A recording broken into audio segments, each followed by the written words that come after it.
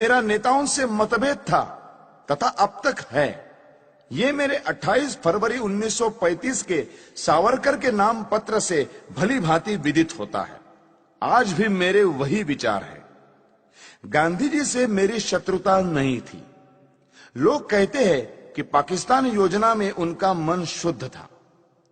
मैं ये बताना चाहता हूं कि मेरे मन में देश प्रेम के अतिरिक्त कुछ न था।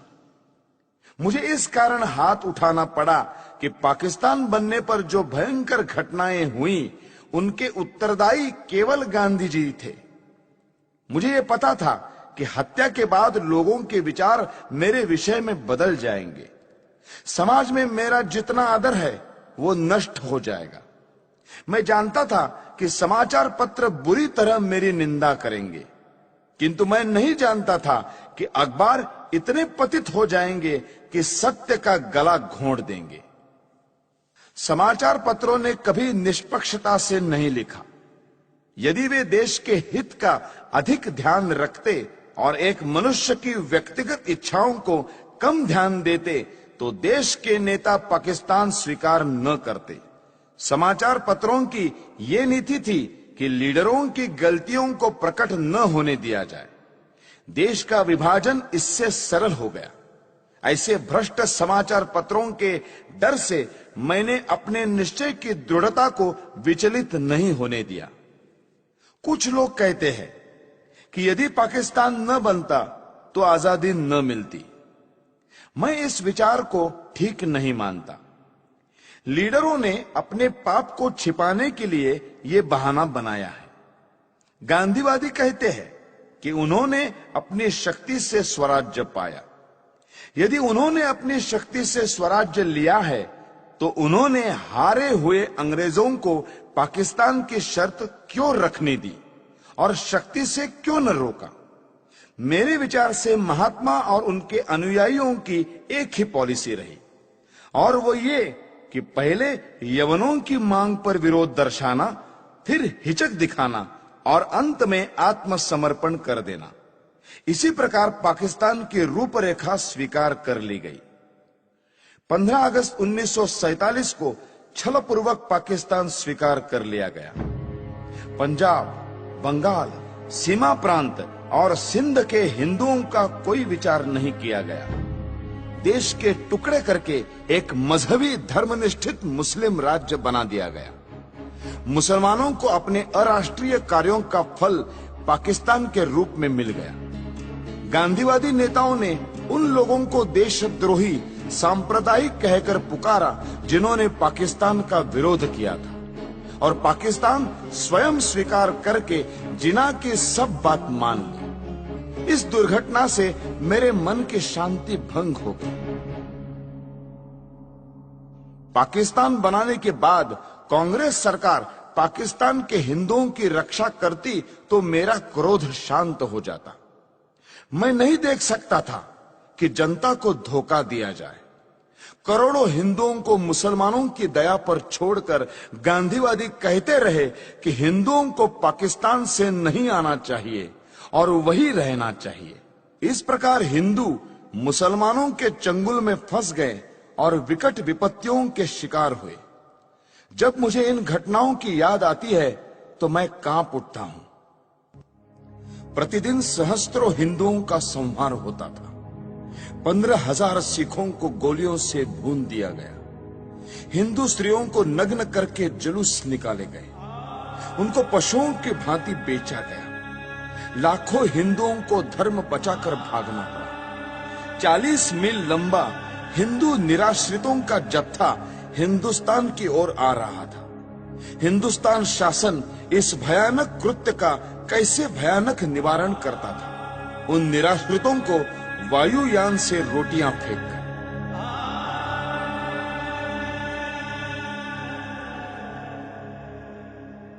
भारत सरकार पाकिस्तान से अत्याचार रोकने के लिए अनुरोध करती या धमकी देती कि यदि पाकिस्तान में अत्याचार बंद नहीं हुआ तो भारत में भी मुसलमानों की बुरी दशा होगी, तो इतने अत्याचार न होते। भारत सरकार गांधी जी के इशारों पर चलती थी और उसकी नीति कुछ और ही थी। यदि पाकिस्तान के हिंदुओं की रक्षा के लिए समाचार पत्र कुछ लिख देते थे तो यह अर्थ लिया जाता था कि वे हिंदू मुसलमान में मतभेद फैलाने का प्रयत्न कर रहे हैं। ऐसे कार्यों को अपराध माना जाने लगा और प्रेस इमरजेंसी एक्ट की धाराएं लागू करके एक के बाद एक दूसरी जमानत मांगी जाने लगी। मुझे भी अनेक नोटिस मिले और 16,000 रुपए की सुरक्षित निधि तक मांगी गई। श्री मोरारजी देसाई के न्यायालय बयान के अनुसार ऐसी 900 घटनाएं हुई। इतना ही नहीं, जब प्रेस प्रतिनिधि मंडल मोरारजी से मिलने गया तो उन्होंने उनकी एक न सुनी। इस प्रकार मुझे आशा न रही कि गांधीवादी कांग्रेस सरकार पर शांतिमय ढंग से दबाव डाला जा सकता है।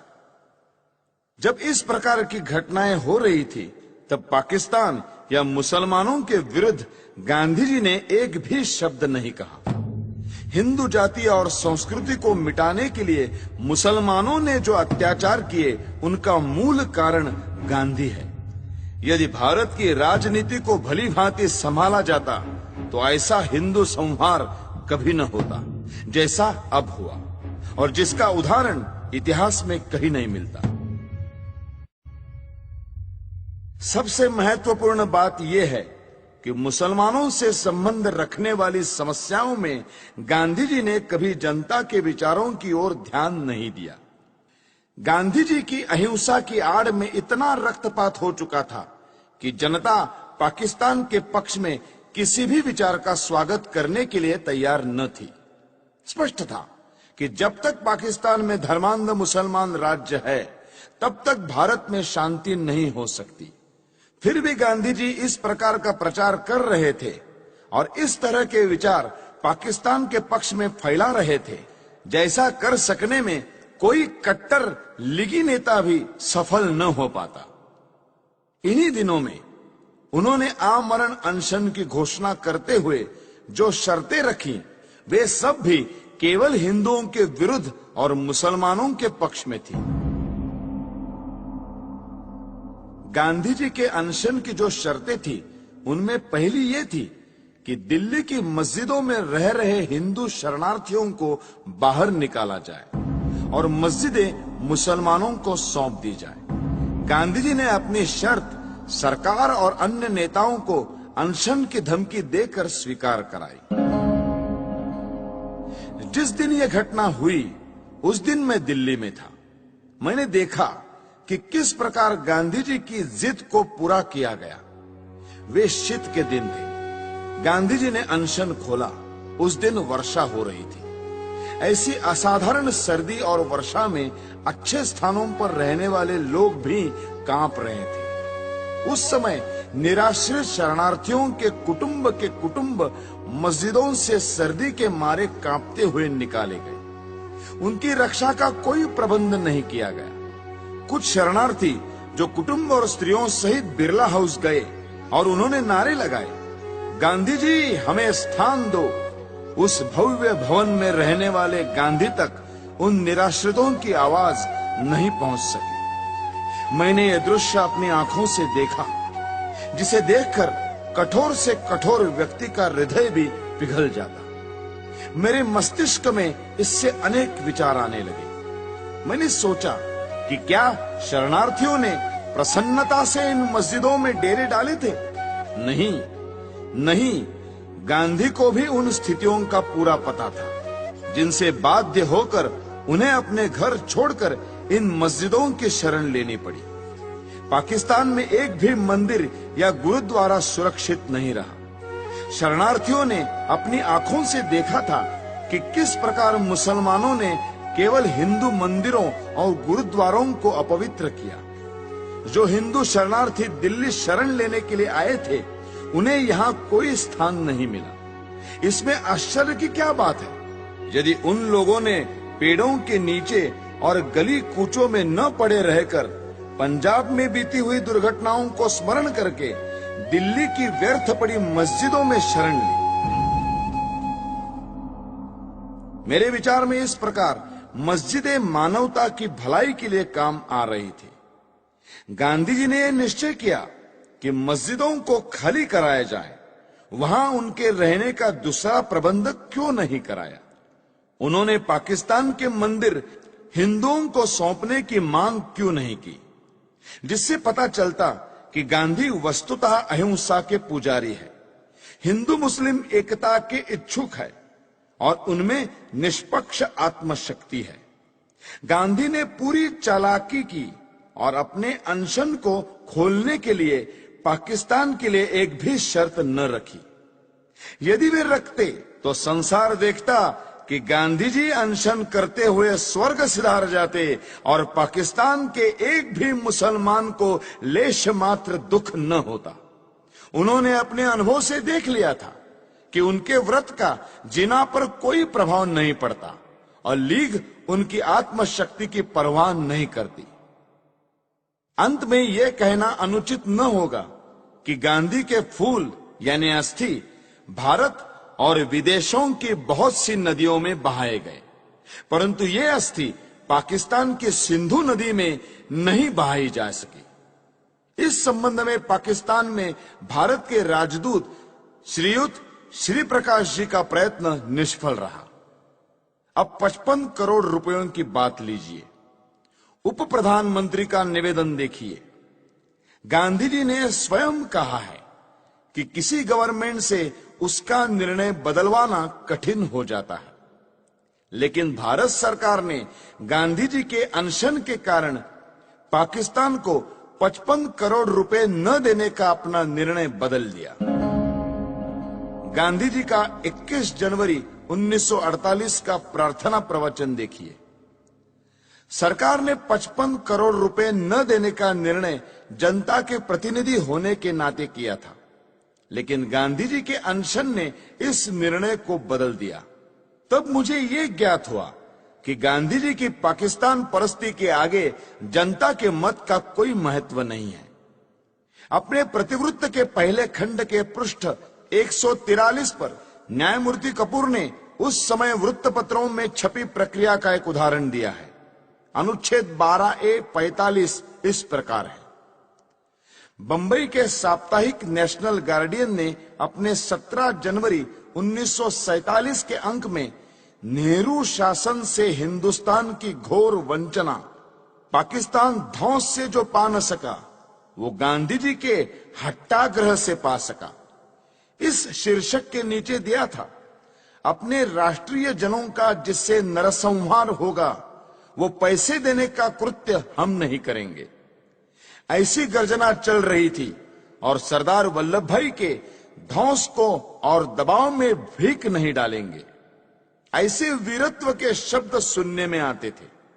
इतने में ही गांधी ने अनशन करके पाकिस्तान को करोड़ों रुपए देने को नेहरू शासन को बाध्य किया। 55 करोड़ प्रदान की स्वीकृति से लोग कैसे प्रक्षुब्ध थे, इसका ये उदाहरण है। मुसलमानों ने स्वतंत्रता आंदोलन का विरोध किया, इसीलिए पाकिस्तान बना। जिन्होंने पाकिस्तान का पक्ष लिया उनको पांचवें स्तंभी कहा गया है, उनकी निंदा की गई है। परंतु मेरी दृष्टि में गांधी जी ने पाकिस्तान का पक्ष सबसे अधिक लिया और कोई शक्ति उनको रोक नहीं सकी। इस स्थिति में हिंदुओं को मुसलमानों के अत्याचारों से बचाने का एक ही उपाय था कि गांधी का अंत कर दिया जाए। गांधी जी राष्ट्रपिता के नाम से पुकारे जाते हैं, जो अत्यंत सम्मान का पद है, पर वे पिता का कर्तव्य पालन करने में असफल रहे। उन्होंने तो बड़ी निर्दयता से राष्ट्र के 2 टुकड़े कर दिए। यदि वे सच्ची आत्मा से पाकिस्तान का विरोध करते तो लीग कभी भी इतनी सुदृढ़ता से ये मांग न रख पाती और अंग्रेज पूर्ण प्रयत्न करके भी इसे न बना पाते। देश की जनता पाकिस्तान बनाने की घोर विरोधी थी, पर गांधी जी ने जनता को धोखा दिया और मुसलमानों के पाकिस्तान का पिता सिद्ध किया है। इसलिए मैंने भारत माता का एक पुत्र होने के नाते अपना कर्तव्य समझा कि ऐसे व्यक्ति का अंत कर दिया जाए, जिसको कहा तो जा रहा है राष्ट्रपिता, किंतु जिसने मातृभूमि का विभाजन करने में सर्वाधिक हाथ बटाया है। हैदराबाद की समस्या का भी यही इतिहास है। निजाम के मंत्रियों एवं रजाकारों ने जो अत्याचार हिंदुओं पर किए, उनका वर्णन करने की आवश्यकता नहीं है। वहां के प्रधानमंत्री लायक अली जनवरी 1948 के अंतिम सप्ताह में गांधी जी से मिले थे। शीघ्र ही पता लग गया कि गांधी जी का व्यवहार इस विषय में भी विचित्र है। जिस प्रकार उन्होंने सुरावर्दी को अपनाया था, उसी प्रकार कासिम रिजवी को भी दत्तक पुत्र समझकर व्यवहार करेंगे, ये बिल्कुल स्पष्ट था। जब तक गांधी जी जीवित थे, तब तक सरकार हैदराबाद के विरुद्ध कुछ न कर सकी, यद्यपि वो पूर्ण अधिकार और शक्ति संपन्न थी। यदि गांधी जी के जीवन में ही भारत सरकार हैदराबाद में सेना या पुलिस की कोई कार्रवाई करने का निश्चय करती, तो गांधी जी हिंदू मुस्लिम एकता के नाम पर सरकार को अपने निश्चय बदलने पर बाध्य कर देते।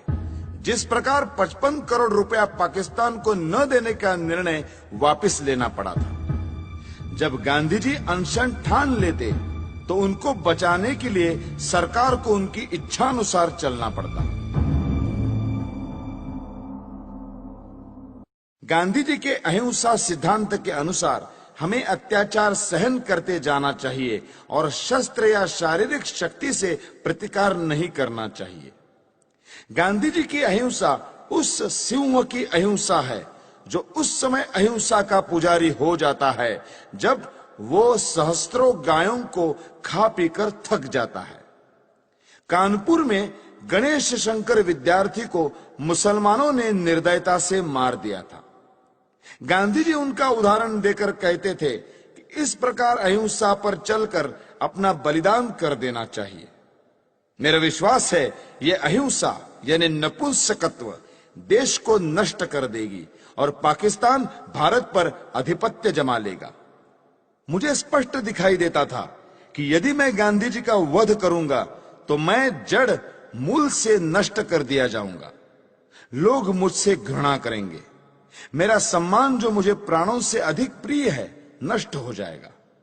किंतु साथ में मैं ये भी जानता था कि गांधी जी सदा के लिए विदा हो जाएंगे तो देश की राजनीति में शस्त्र प्रयोग और प्रतिकारात्मक कार्यवाही को स्थान मिलेगा।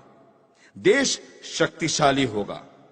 मैं अवश्य मरूंगा, किंतु देश अत्याचारों से मुक्त होगा। सब मुझे मूर्ख कहेंगे, पर देश ऐसे मार्ग पर चलेगा जो उचित होगा।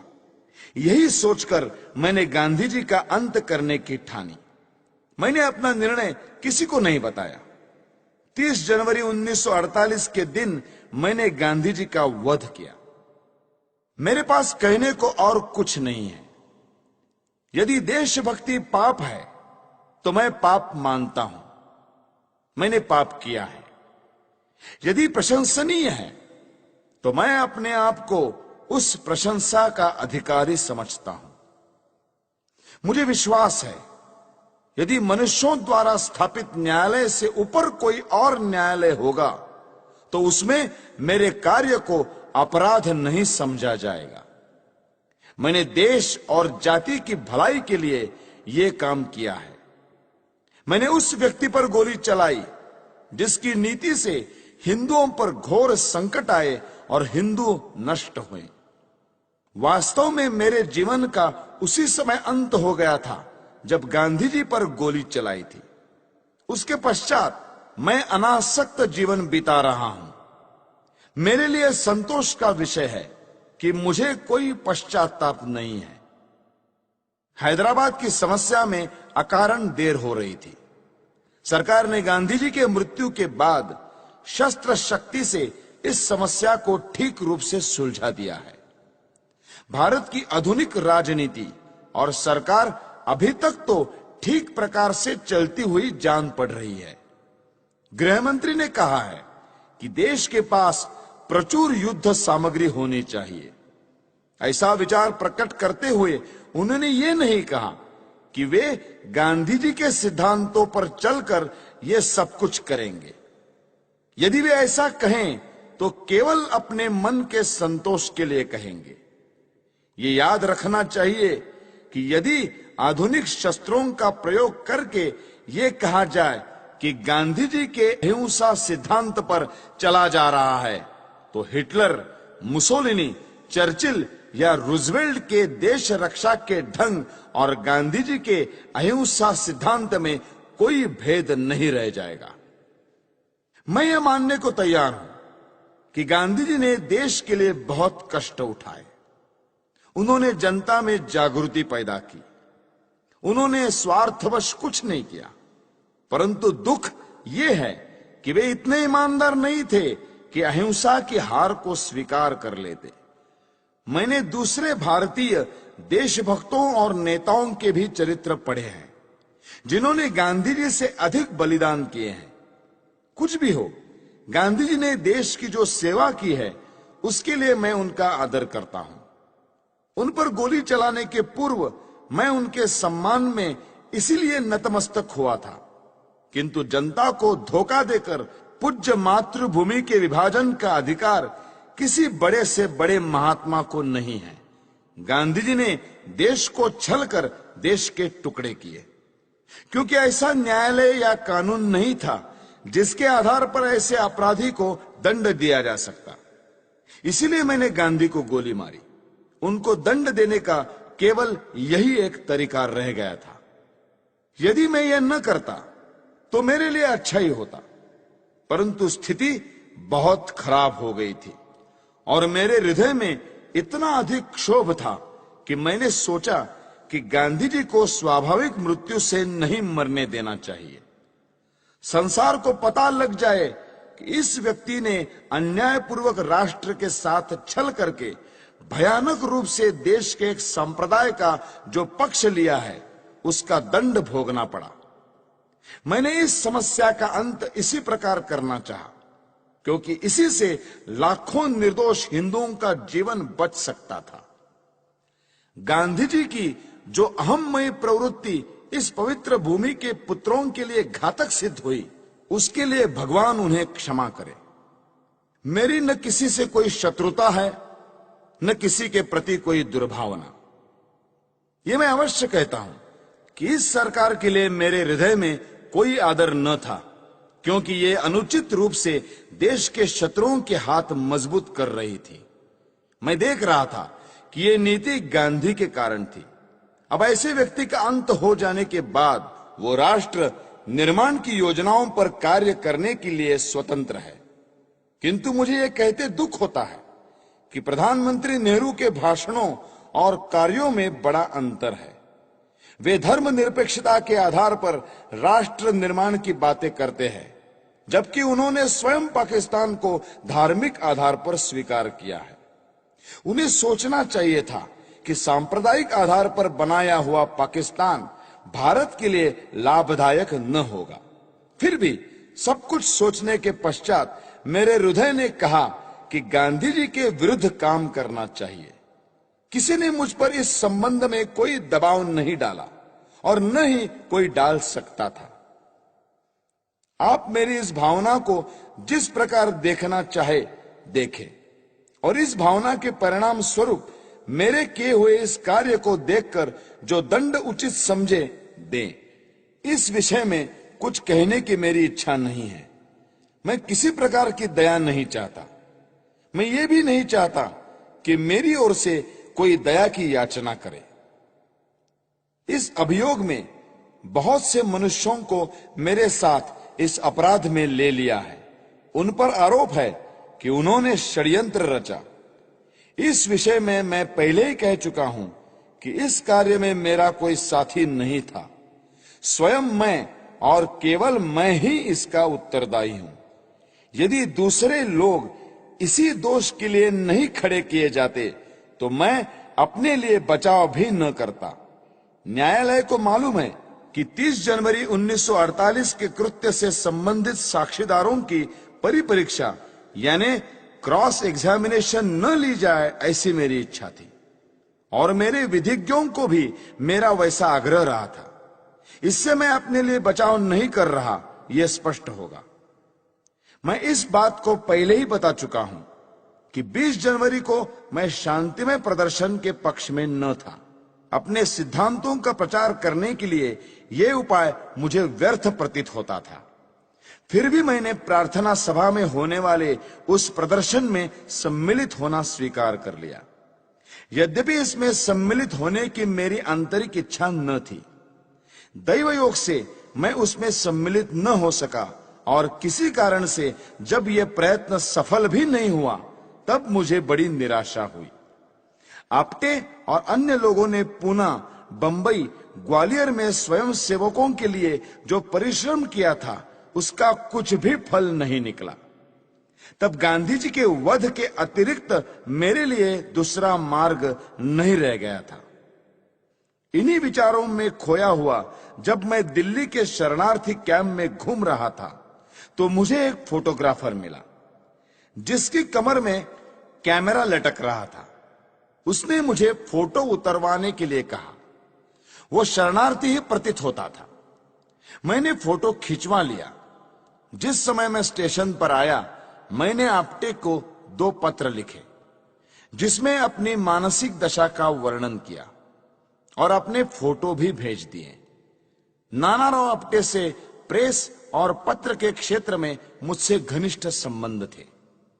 उन्हें मैंने एक पत्र व्यक्तिगत पते पर भेजा और दूसरा हिंदू राष्ट्र कार्यालय के पते पर।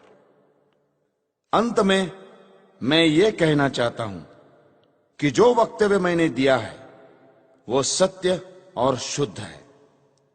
प्रत्येक बात संदर्भ ग्रंथों को देखकर तैयार की गई है। मैंने सरकारी समाचार पत्र, इंडियन ईयर बुक, कांग्रेस का इतिहास, गांधी जी की आत्मकथा, समय समय पर प्रकाशित कांग्रेस के बुलेटिन, यंग इंडिया और हरिजन की फाइलें और गांधी जी की प्रार्थना सभा के भाषणों से ये वक्तव्य तैयार करने में सहायता ली है। मैंने ये लंबा वक्तव्य इसलिए नहीं दिया है कि लोग मेरे कार्य को सराहें, बल्कि इसलिए दिया है कि लोग मेरे विचारों को भली भांति जान जाए और किसी के मस्तिष्क में मेरे विषय में कोई भ्रांत धारणा न रहे। भगवान करे हमारा देश फिर अखंड हो और जनता उन विचारों का त्याग करे जो अत्याचारी के आगे झुकने की प्रेरणा देते हैं। भगवान से यही मेरी अंतिम प्रार्थना है। मेरा वक्तव्य अब समाप्त हो चुका है। आपने इसे ध्यान से सुना और सुविधाएं दी, उसके लिए मैं कृतज्ञ हूं। जिन्होंने इस बड़े अभियोग में मुझे कानूनी सहायता दी और जो पुलिस ऑफिसर इस अभियोग से संबंधित है, उनके प्रति मेरे हृदय में कोई दुर्भावना नहीं है। मैं उनके सद्व्यवहार के लिए उनका भी कृतज्ञ हूं। जेल के ऑफिसरों को भी धन्यवाद। उन्होंने मेरे साथ बहुत अच्छा व्यवहार किया है। यह सत्य है कि मैंने 300-400 लोगों के बीच दिन के समय गांधी पर गोलियां चलाई। मैंने भागने का कोई प्रयत्न नहीं किया। वास्तव में भागने का विचार मेरे मस्तिष्क में आया ही नहीं। मैंने अपने ऊपर गोली चलाने का प्रयत्न भी नहीं किया। आत्मघात करने का मेरा कभी विचार न था, क्योंकि मैं अपने विचारों को खुले न्यायालय में प्रकट करना चाहता था। आलोचनाओं के बावजूद भी मैंने जो कृत्य किया उसके नैतिक पक्ष पर मेरी आत्मा कभी विचलित नहीं हुई। मुझे किंचित भी संदेह नहीं कि भविष्य में सच्चाई और ईमानदारी से इतिहास के इस अध्याय को इतिहासकार लिखेंगे तो वे मेरे कार्यों और उसके परिणाम का सही मूल्यांकन करेंगे। अखंड भारत अमर रहे। वंदे मातरम। दिल्ली, 8 नवंबर 1948। नथुराम विनायक गोडसे। अभियुक्त क्रमांक 1।